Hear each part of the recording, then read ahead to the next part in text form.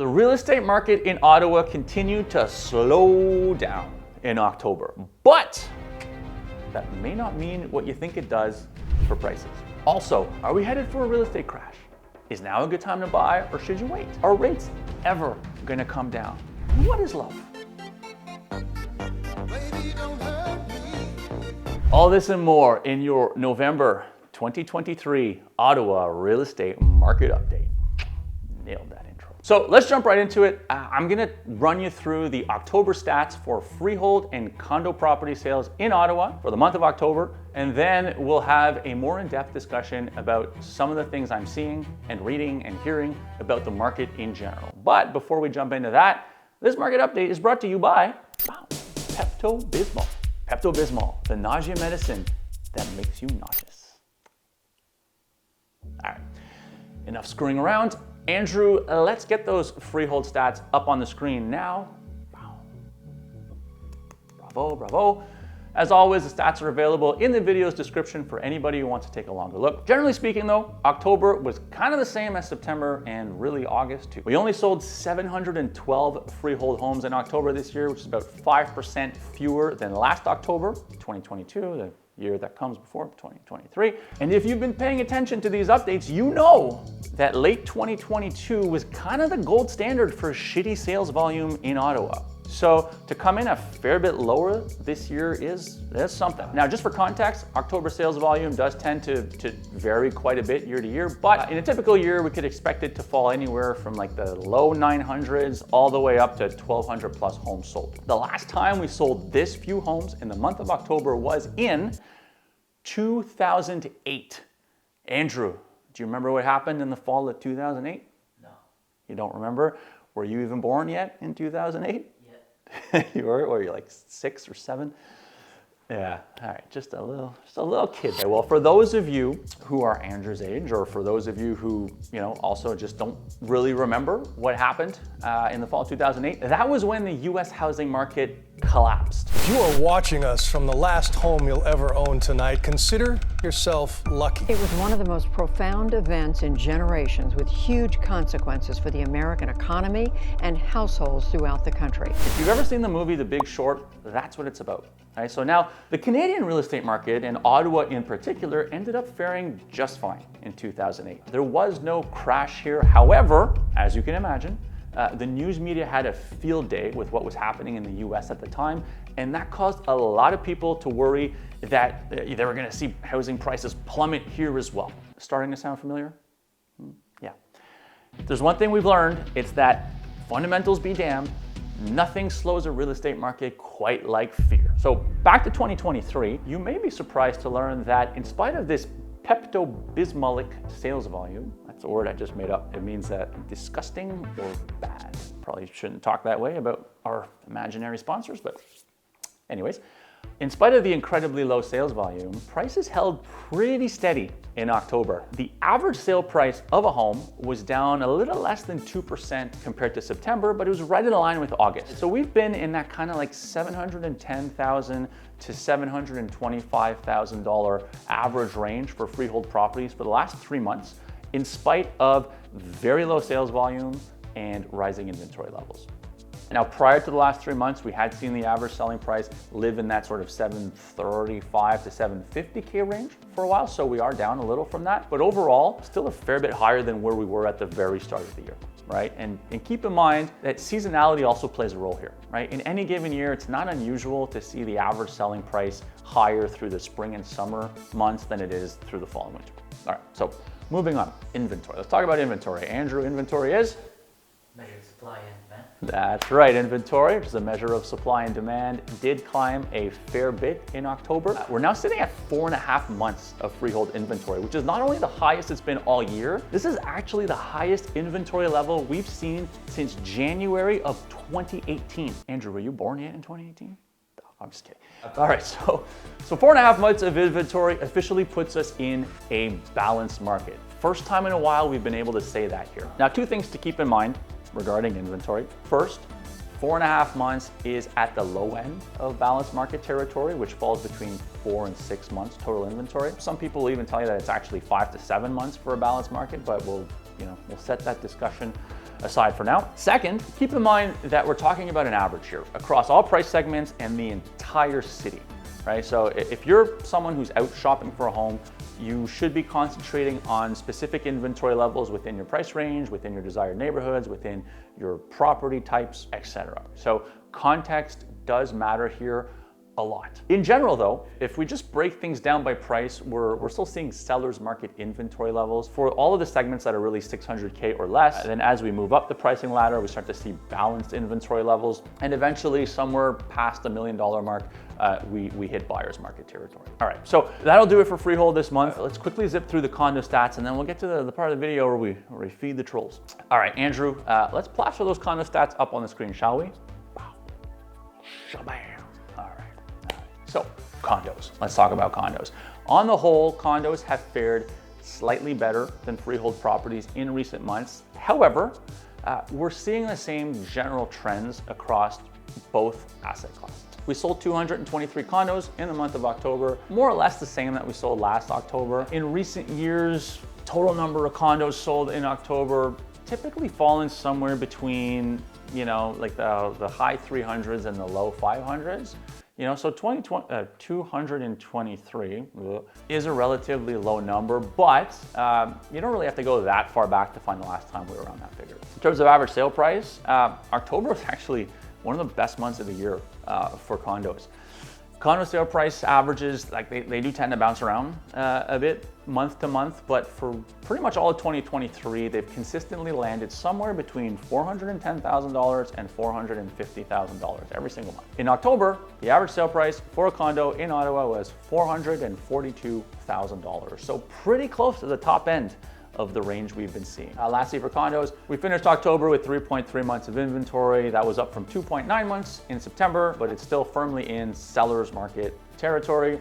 I do the air quotes here because once again, this is just an average. And so to look at it on its own and say, oh look, seller's market is absolutely an oversimplification. Now, one last note on condos before we get to the juicier stuff. To see condos continue to fare pretty well when compared to freehold homes isn't a huge surprise for me. Challenges with affordability have pushed a lot of buyers out of the freehold market and into the condo market. I do think that in a perfect world, a good majority of people would still prefer to own a freehold home over a condo, but if that's not an option, a lot of those same people are ultimately deciding, for a number of reasons that they'd still prefer to own a condo than to not own it. All right, so let's move on to the next part of the video. What do we make of all this, right? Like the stats are kind of mixed, right? We've got low sales volume, we've got rising inventory, and typically that would move prices lower. But so far, we've seen prices remain extremely resilient. So the Deputy Governor of the Bank of Canada, her name is Carolyn Rogers, touched on this very thing in a recent address. Now I've placed a link to the clip in the video's description in case you want to check it out for yourself, but in a nutshell, what Mrs. Rogers effectively says in the clip is that historically, the Bank of Canada has been able to impact housing prices up or down in a fairly predictable way just by raising and lowering interest rates, right? So in the past, interest rates go up, housing prices come down. Interest rates go down, housing prices come up, pretty much like clockwork. Only this time, their little trick isn't working anymore, right? They've been raising interest rates like it's going out of style, expecting that it'll push down housing prices, but housing prices have been all, nah, screw it, we're good, we're just gonna stay right here. Now, that's not exactly how Mrs. Rogers said it. She sounds a little smarter than me when she speaks, because she is.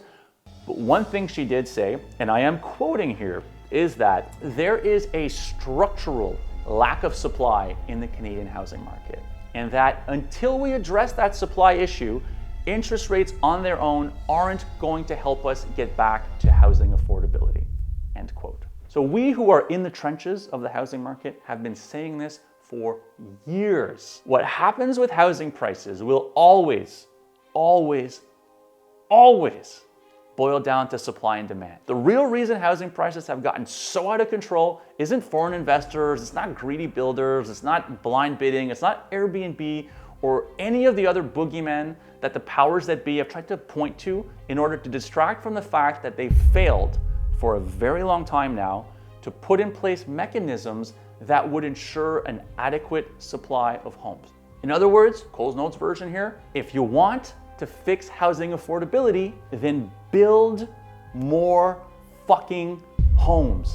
It's that simple, right? You know, I'd say that politicians could probably benefit from having a few realtors join their caucuses, but I don't know of any realtors who'd be slimy enough to go into politics.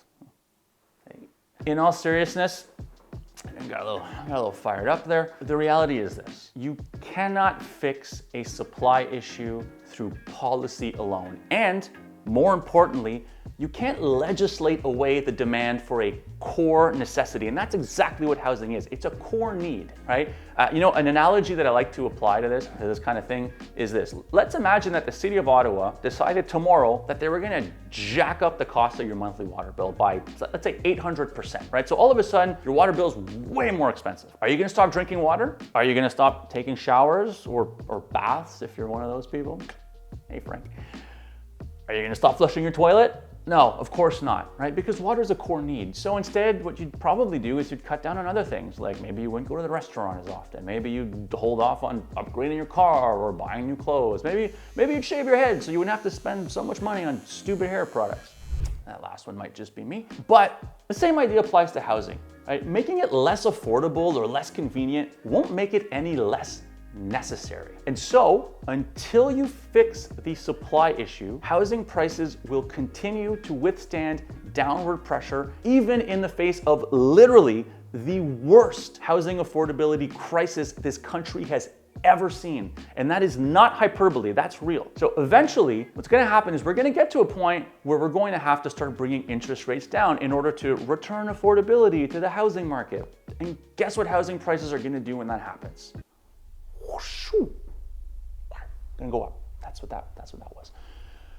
So what do? Right? Like there's been a lot of ranting up until this point. Let's actually give some advice. What you do first and foremost is stop trying to time the market. It's a fool's errand, okay? If you are sitting on the sideline hoping for prices to like come way down before you jump in, understand that even if that happens, unless you're buying all cash, no mortgage, you're not winning, right? Like the deputy governor of the Bank of Canada has literally just told us that in order to bring housing prices down, we have to make housing less affordable. Only it's not really working anymore, so. And if you're waiting for interest rates to come down, well, you're likely just gonna end up paying a lot more for the house. And in that scenario, you don't get to be the one that benefits from that appreciation, right? In this day and age, I find that a lot of people look at housing the way you'd look at a stock chart, right? And they get like way too preoccupied with short-term fluctuations. I get calls all the time, right? Oh my God, I think my house's value dropped by $40,000 this year. What do I do? Well, I don't know. Can you still afford your mortgage payments? Oh yeah, they haven't changed. We're pretty comfortable there. Okay. Do you still like your home? Like, were you thinking of moving? 6 months after you bought? No. We love it here. We plan to be here a long time. Okay, so then don't worry about it. You're gonna be just fine, right? And then when the market gets hot, it's the same kind of calls, but this time it's, hey Serge, my house just went up like $100K. Should I cash out? Well, do you still need a place to live? Yeah, of course I need a place to live. Okay, still like your home? Yeah, love it. Had a great realtor. Well, then no, stay put. Like every other house in your area is also going to be more expensive now, right? At the end of the day, when you buy real estate, and I advise this to everybody that I work with, investors, first-time buyers, seasoned buyers, when you buy real estate, it should always be with a minimum 5 to 10 year outlook. So stop worrying about what happens 2 months, 3 months, 6 months after you buy. In the entire history of Ottawa real estate, literally, you look at any 5-year period, and at absolute worst, you basically broke even on price, and you still built equity. And you look at any 10-year period, and you've always done really, really well, right? So if you're worried about jumping into the market, here's my advice, and this is evergreen. It doesn't matter what the market's doing, it'll always be the same advice, and that's to find a home you can afford, and find a home that you think you'll be happy in for the next 5 to 10 years or more. And then move forward knowing that in time, everything's gonna be okay. As always, if you'd like to chat about the market or your personal real estate goals or situation, you can use the Calendly link in this video's description to directly access my calendar and to book a discovery call with me at a time that works for you. That'll do it for this month. I'm Serge Papineau, and as always, thanks for watching. We'll see you next month. What is love?